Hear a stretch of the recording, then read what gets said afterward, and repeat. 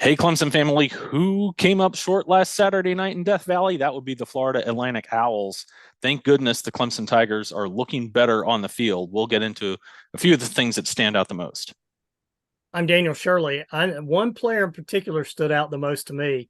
We're going to talk a lot about him and what else we saw on Saturday and where we are after 3 games with the Tigers. Yep, ahead of a big matchup. I'm Bill Zimmerman. Welcome to the latest episode of the Supreme Alway podcast. This is season 2.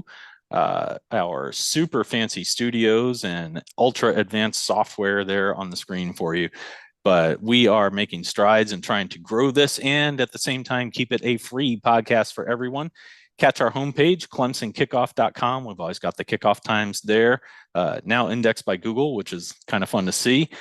You can also catch us on social media at Clemson Kickoff. We were unusually quiet during Saturday's game, weren't we, Daniel? And I think that was because things were going pretty well. And also, we both have our main jobs to keep an eye on as well, don't we?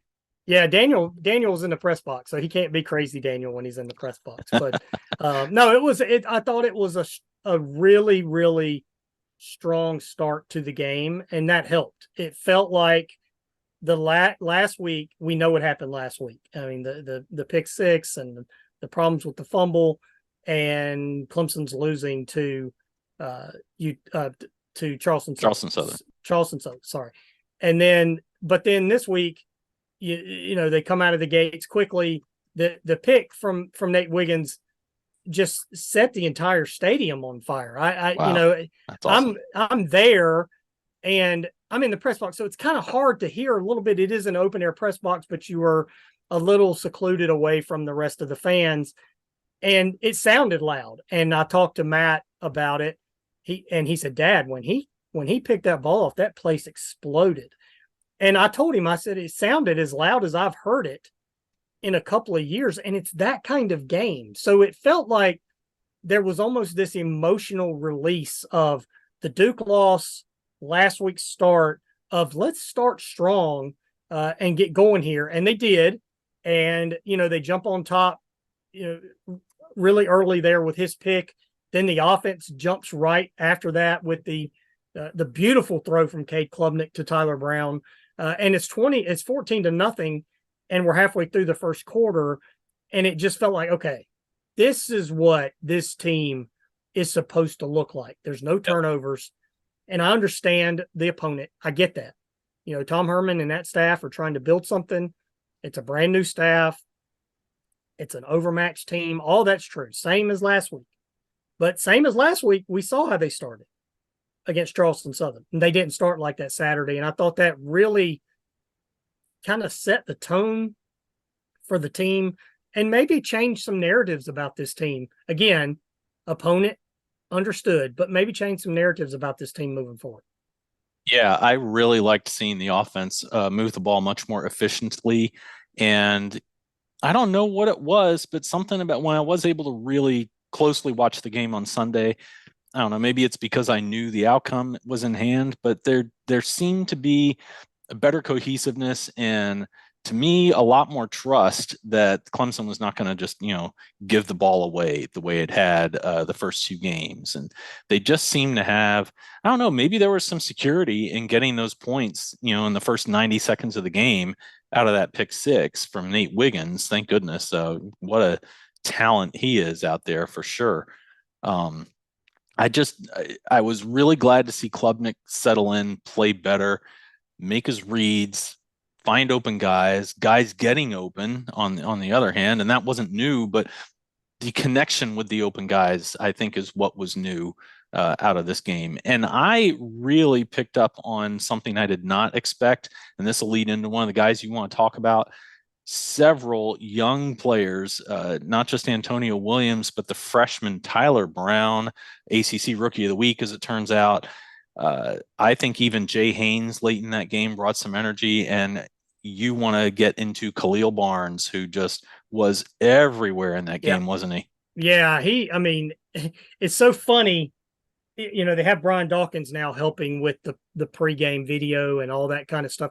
I'm not comparing him to Brian Dawkins, believe me. Brian Dawkins is one of the players that guys our age, know. And yep. he comes up Our on the only Hall of screen. Famer in the NFL. Right. He comes up on the screen, you pay attention. And but remember, he was all over the place at Clemson, all over the place. And Khalil was like that on Saturday. The pick on the second, the second pick early that he gets, that sets up a touchdown to make it 20-0. Great to see Jake Brenningstool get a touchdown. But also just everywhere. He had the big tackle that looked like it was a fumble, but the ball touched out of bounds. That could have been another score. Just making plays left and right. That was really fun to see. Yeah. And the thing that struck me on the defense overall, and I hope, it's almost counterintuitive to what we're just saying about Barnes just being everywhere. I'm not seeing as much over pursuit. Like, how many times have we looked up the last couple of years and a guy is over pursuing? He's leaving his assignment to go after the ball or to go after, a sack or a tackle for loss. And then that space gets exploited because it really was too soon to jump out of that spot, or it wasn't his turn to be the guy to fry. Yeah, it wasn't his turn to have that ability to freelance or whatever it might be. So there was nobody there to backfill. How many times did we see it with Tanner Muse when he was supposed to be the last guy back? Guarding against a touchdown gain, and he's up trying to get a pick on a mid-range pass, and once he misses the pick, touchdown for the opponent. I didn't see as much of that this week, and I really hope that that's indicative of a little more discipline setting in team wide. And you don't want to totally take the dog out of these guys, right? Like, you don't want to totally take the aggression out. We saw that when Ron Dickerson took over in the early '90s after Ken Hatfield. But you remember that, right? Don't bring that name up. That's not allowed. Look, super smart coach, wasn't a good fit for the players he inherited from Bill Oliver and Danny Ford, right? I mean, it just didn't work, and it really not his fault. But those guys were so hesitant, and I don't want to see that level of hesitance either. I think the defense was pretty spot on. They might have to be a little quicker and maybe just a shade more aggressive against Florida State. And I think the adrenaline will take care of that naturally if they can keep that mindset of, hey, there's 11 spots on the field that have to be filled, or usually 10, because Goodwin, like his predecessor Brent Venables, is going to bring someone from someplace to make an aggressive play on the ball. Fill your spot when it's your turn to fill your spot. I really liked seeing that. Yeah, and I think another key to this, and I had somebody point this out to me, and I agreed 100%, is they hit on this freshman class. Yeah. They absolutely hit on this freshman class. And you look at, you mentioned Antonio Brown. We know about Peter Woods. We know about TJ Parker, Khalil Barnes. I mean, they hit Sadler on the line. It's clear that they hit on this class. And for all the talk about, oh, it's not a top 5 class, and we know that in the history of Clemson football, this is a good class, and it's going to help this guy. I can't imagine what Christopher Vazina is going to look like, especially if he redshirts this year and gets his chance down the line. My goodness. So, and we haven't even seen Tank Kelly, right? Not much. I mean, he's been out there a little bit, but so Noble Johnson, Noble Johnson, yeah. So I'm real high on him when he's ready. Right. And so we'll see what happens. And, now maybe Tyler Brown and Kelly with the injury to Cole Turner that Dabo mentioned last night, that he's out for the year. Yep. Maybe Noble Johnson gets, and maybe they don't hold him for the red shirt like they thought they were going to do. So maybe we'll see more of those guys as well. Yep. I think on offense, I mentioned overall on defense what I liked. On offense also, just the general the timing being better, and it just didn't seem as jumpy, as jittery somehow. And again, maybe that's my perspective, but what we do need to see more of on offense than we have seen these first 3 games is the ability for the running game to take over. And probably where we really were upset the last couple of years, too many guys in the box, not enough space in the backfield for Uiagalelei to make decisions and execute and get the ball deep. I think these guys have to pull some guys into the box. I think this offensive line is improved enough that it will go better if Florida State or other teams do start committing to stopping the run. And I do think that the pass protection, it's hit and miss, but I think it's enough that Klubnik can find his guys once space opens up in the defensive backfield and once those receivers have more room to run. I think the offensive line's been better. I'll say that. Now there were a couple of points in the game where you go, there's the goal line stance, not the goal line, but on the 4-yard line for Florida Atlantic in the third quarter. And I get it. You got second and third team guys in there. Well, they're still Florida Atlantic. You should be able to get 4th and 1. And then the other time where they were down on the goal, and they did score the touchdown, but it took 3 plays and they get a yard and then a yard, and then they finally score the touchdown. But that's what Clemson offensive line has been for a decade, or even longer. So that has to improve a little bit, but you're right. I think it's good enough. I think they're good enough to win Saturday against Florida State. And if you watch Florida State against Boston College, I don't think you can be nearly as impressed by what you saw against LSU. That Florida State defense can be had, especially on the back end. So protect the quarterback. There's time to get guys open. You can hit them deep. You can hit them across the middle, whatever you want to do. There's chances there for some big plays against Florida State.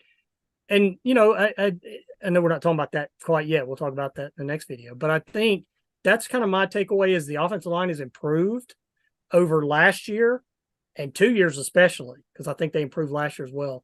And I feel like there's more room for improvement as well. Walker Parks didn't play Saturday, right? Will he play this week? We'll find out as we go through the week. But he's a starter who didn't play. So then you're moving guys around and different combinations. That might be a good thing moving forward. That experience has to help going forward. We will preview the Florida State game in our next episode. Be sure to check out our homepage, clemsonkickoff.com. Be sure to check out all our episodes at youtube.com/ClemsonKickoff. Find us on social media, Twitter, Threads, Instagram at Clemson Kickoff. We're also on Facebook. Daniel, about 30 seconds left. Excuse me there. What's your headline for the first 3 games of the season for the Clemson Tigers in an economy of words? Yeah, I think, I'm not good with that. But after the Duke game, it would have been terrible.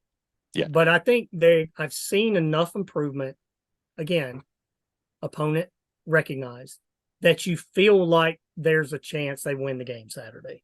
But I think my headline is this team is improving from where it was 2 weeks ago to where it is now. It doesn't look like the same team. And if you don't turn the ball over, this team can really be special offensively. Absolutely. And that's what we saw Saturday again, protecting the football. I think mine would be they're finding themselves, right? Like they are figuring out how to not let Clemson be Clemson. They're getting hold of Garrett Riley's system. They're on more solid footing, I think, in Wes Goodwin's second year at the helm of the defense. Maybe Mickey Khan coming down to the field helped as well. This team is finding itself, and time to take the next step in that journey against a very difficult opponent this Saturday. We'll preview that next time. Until then, I'm Bill Zimmerman. I'm Daniel Shirley. Go Tigers.